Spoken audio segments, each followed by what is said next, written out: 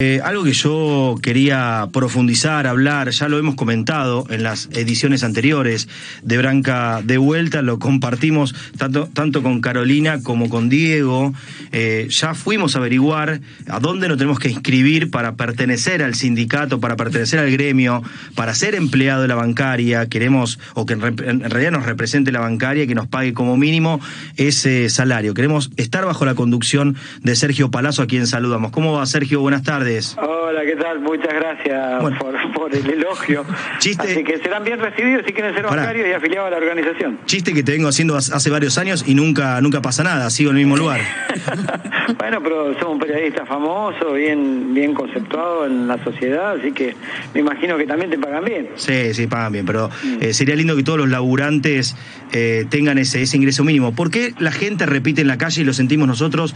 ¿Por qué siempre la bancaria está un paso adelante y siempre logra estos acuerdos? Como por ejemplo, le comentamos a la gente de qué estamos hablando, que en este adelanto de paritarias, también quiero que me cuentes de qué se trata y por qué adelanto. El laburante que recién ingresa, por ejemplo, o el salario mínimo para un recién ingresado es de 136.000 pesos. Entienden esto, ¿no? Entras a laburar en un banco o alguna actividad relacionada a la actividad bancaria justamente, y vas a ganar como mínimo de entrada 136 lucas.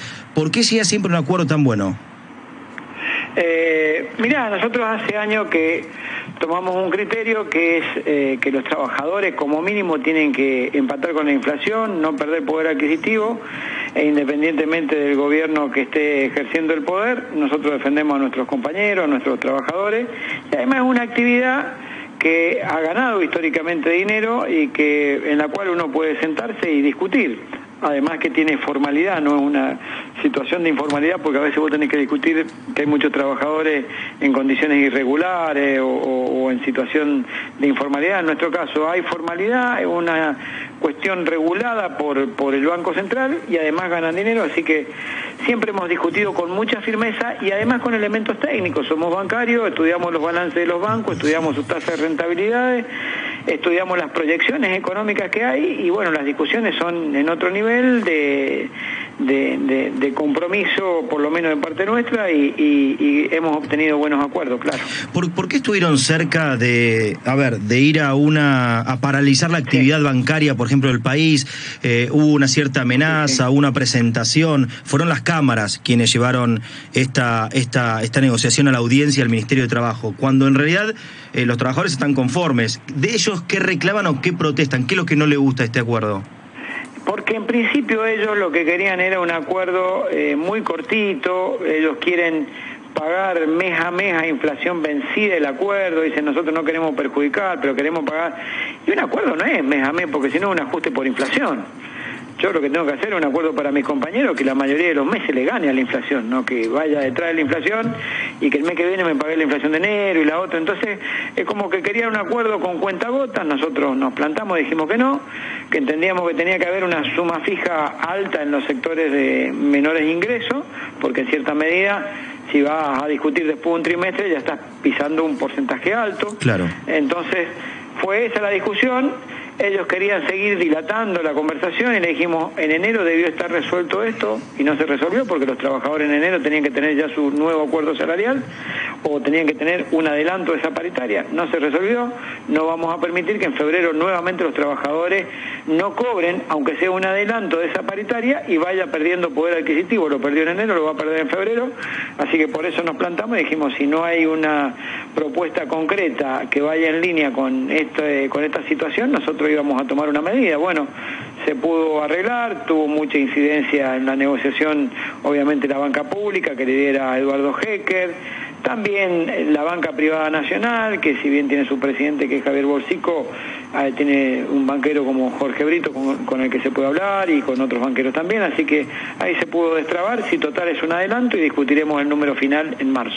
O sea que lo que se logró es, y se plantea como un adelanto de lo que puede llegar a ser una paritaria. En marzo se vuelven a sentar a negociar y lo que cerraron ahora es un aumento escalonado o referenciado según la categoría. No va a recibir el mismo aumento. Acá veo la diferencia de categoría. El que gana hasta 155.000 pesos va a tener un aumento mayor. El que gana entre 155 y 200, otro tipo de aumento. De 200 a 250 otro, y de en realidad 241 para ser preciso, pero digo para hacerlo sencillo. Y de ahí para arriba es un aumento menor. Tal vez para compararlo, aunque hay una salvedad y una diferencia enorme, con las jubilaciones, ¿no? Siempre la básica es la que mayor aumento recibe, y los que más o las jubilaciones más altas tienen son los que en proporción terminan recibiendo menos sí, como es un adelanto, quien, ¿no?, tiene un sueldo bastante alto y no le impacte en un porcentual como al de más abajo, no tiene inconveniente, porque sabe que la bancaria va a terminar cerrando un acuerdo, como lo hace siempre, retroactivo al 1 de enero, donde se absorberán estos adelantos y será un porcentaje para todos por igual. Así que la idea fue hacer un buen adelanto en los sectores de más bajos recursos que nos sirva de un piso de negociación. Claro, Palazzo, Diego García Sáez lo saluda. A esto hay que sumarle que en cada actividad como la bancaria, los trabajadores participan sobre las ganancias, es decir, cobran bonos a fin de año en todas las empresas, en todos los bancos.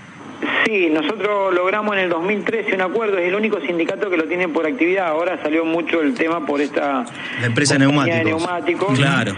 Pero es una empresa el que lo tiene. Nosotros lo tenemos como sindicato convencionado para todos los trabajadores de la actividad, que se toma el ROE, que sería la rentabilidad promedio del sistema financiero, y a partir de ahí se establece de acuerdo al rango salarial y se establece de acuerdo al porcentaje de rentabilidad que tuvieron. Ahora, de tal porcentaje a tal porcentaje, y así sucesivamente. ¿Se podría trabajar dentro del Congreso en alguna línea que vaya para muchas más actividades? Porque esto en principio habría que respetar la Constitución, ¿no? Sí. Esto deviene, la participación en la ganancia, del artículo 14b de la Constitución, que originariamente fue votada en la reforma constitucional del 57, con un pecado original que tenía, que era la proscripción del peronismo, pero luego ratificado ese artículo en la Constituyente del 94 con todos los partidos políticos vigentes, y en donde se establece la participación de la ganancia de los trabajadores. Imagínate, cuando se legisla sobre algún artículo de la ley de propiedades, al salto, a los 30 segundos está reglamentado.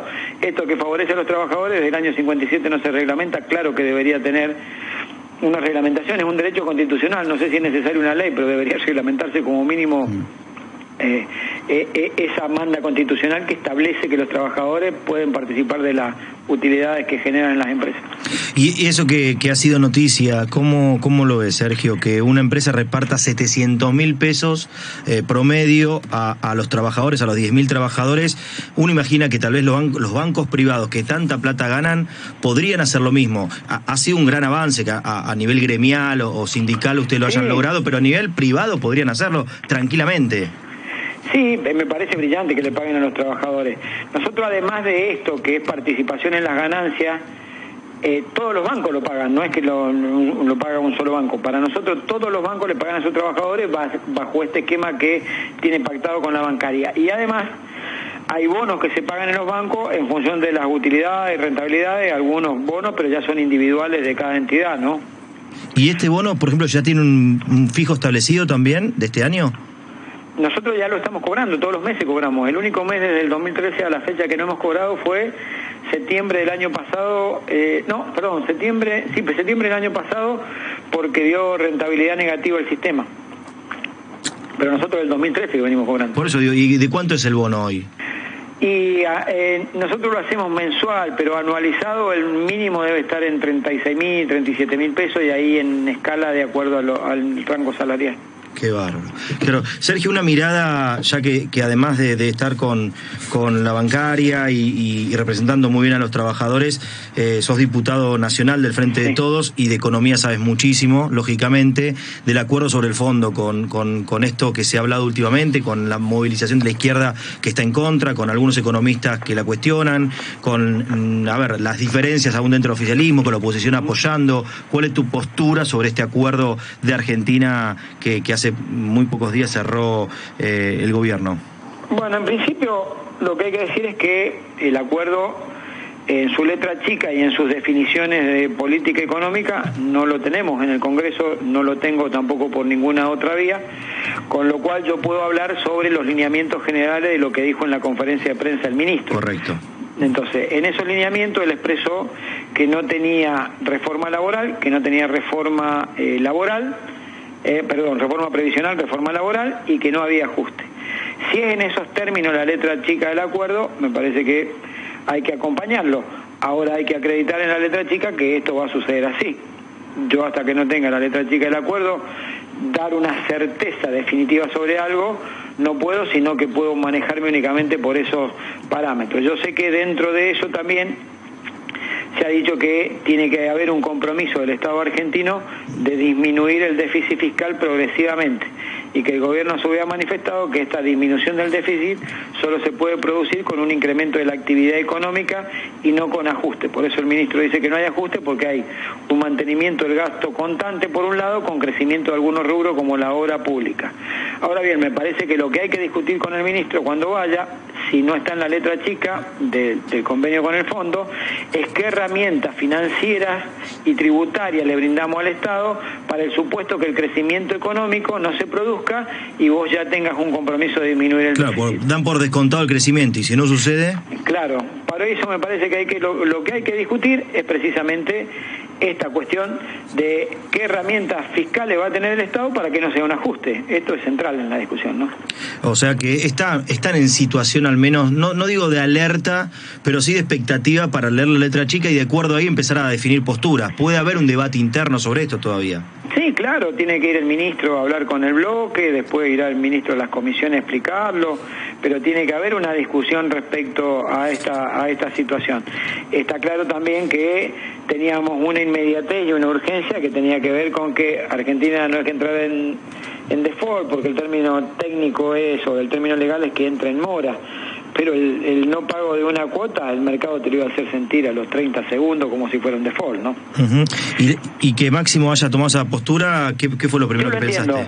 ¿Lo entendés? Primero, a mí me parece que Máximo es uno de los mejores cuadros políticos que hay en la Argentina en este momento. Me parece una de las personas de mayor valor en el Parlamento y que ha hecho una gran gestión en estos 2 años de pandemia, acompañando y sacando leyes que han sido vitales para el gobierno argentino, entre ellas la del aporte a las grandes fortunas. Perfecto. Uh-huh. Ahora bien, entiendo su posición, porque fue Néstor Kirchner quien le pagó al fondo para irse de la Argentina, y resultaría un poco una carga muy pesada que él tenga como presidente del bloque que esgrimir los argumentos para fundamentar y acompañar un acuerdo con el Fondo Monetario Internacional que es de una magnitud inusitada, porque es el préstamo más grande que dio el fondo, más allá que también Máximo ha expresado sus diferencias en la estrategia y en los resultados obtenidos por esa estrategia. Ojalá en la letra chica del acuerdo se puedan cristalizar las observaciones que él manifestó que ha hecho desde un primer momento y pueda acompañar. Igual creo que a mí no me preocupan las discusiones internas, porque nosotros pertenecemos a una coalición, y las coaliciones no son un pensamiento hegemónico. Es natural que existan estas divergencias, como también la tiene Juntos por el Cambio, que algunos dicen, los denominados Alcora dicen no hay que apoyar nada, hay que obstruir al gobierno, otros dicen me parece que hay que apoyarlo, y otros que te dicen no tenemos que hacer cargo, que la deuda la tomamos nosotros, porque en el fondo estamos en un problema porque tomaron una deuda impagable en los términos en que la firmaron, además que fue una deuda para fugar capitales, ¿no? Yo nunca te despido sin meterte un segundo en el fútbol, es la última pregunta, pero hoy comienza el campeonato, hoy comienza un nuevo torneo. ¿Qué va a pasar con Independiente? ¿En qué está Independiente hoy, Sergio? Y con una gran expectativa, creo que tenemos más allá que Julio Falcioni hizo una labor excelente y demás, y lo respetamos muchísimo, y además tenemos un aprecio personal y agradecimiento por él.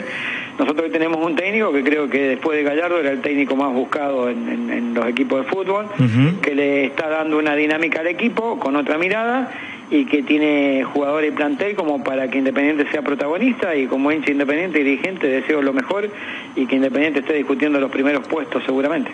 Recordamos a la gente que no lo sabía, Sergio Palazzo, además de ser de la bancaria, es secretario deportivo de Independiente, y las elecciones quedaron postergadas. Es una decisión que tiene que tomar la justicia. Sí, quiero decir que por ahí lo que quieren hacer notar es como que no hay elecciones porque porque Independiente es proscriptivo, nuestra lista es proscriptiva. Hay otra lista de oposición, no se olviden de eso, que cumplió todos los requisitos, y sería soberanamente injusto que alguien que hizo un gran esfuerzo para cumplir los requisitos y presentar una lista tenga que soportar que otro, porque tenga poder político o poder mediático, porque sea conocido y famoso, decida presentarse sin ningún requisito, ¿no? Entonces, hay otra lista de oposición a la cual respetamos y ojalá se dé el proceso electoral con ellos lo más pronto posible, pero depende de la justicia. Sabés que te dije que era la última y me excedí en el tiempo, pero no me gustaría cortarte sin ahora me acordé de algo, de Moyano y la persecución. Lo conocés mucho, con lo que viste de Vidal y de la Gestapo. Fueron los Moyano, ¿no? Perseguidos. ¿Vos qué sentiste, qué viste en la provincia de Buenos Aires, en el país, como dirigentes, como sindicalistas? Vos también estás en ese gremio, digamos, en el rubro, sí, digamos, de sindicalistas. Mirá, hay 4 dirigentes que los funcionarios del gobierno de Macri, en la persona del segundo de seguridad, creo que Nochetti se llamaba o algo así, nos hace una demanda a 4 dirigentes sindicales por asociación ilícita ideológica. Exacto. Único caso desde el advenimiento de la democracia, por haber declarado un paro el día 29 de abril, creo que fue del 2019, y nos hicieron una demanda llamativamente en un juzgado de Morón, ¿no? Cuando todo el ámbito de jurisdicción era acá capital, terminamos ahí. No prosperó hasta ahora la demanda, no sé en qué estado estará, porque nunca me preocupé, porque la verdad que era un dislate jurídico, pero tenían esa costumbre. Y yo a veces, hoy lo escuchaba en distintos medios a la ex gobernadora decir que ella quiere que se investigue, ella quiere saber por qué se grabó. Bueno, que se lo pregunta arriba, que levante el teléfono y le pregunta a Macri por qué me grabaste, ¿no? Pero yo tengo claro que todo este acting que hacen de considerarse ofendido y que quieren que investigar y lo demás, tiene que ver con que no quieren asumir la responsabilidad, y las responsabilidades las escucha, las espía y los apriete. Tuvo un jefe en el orden nacional que fue Mauricio Macri y una jefa en la provincia que fue María Eugenia Vidal. Clarísimo. Sergio Palazzo, muchas gracias. Gracias, hasta luego. Gracias, un abrazo grande. Sergio Palazzo, Sergio Omar Palazzo, secretario general de la Asociación Bancaria, diputado nacional por el Frente de Todos y secretario deportivo del Club Atlético Independiente.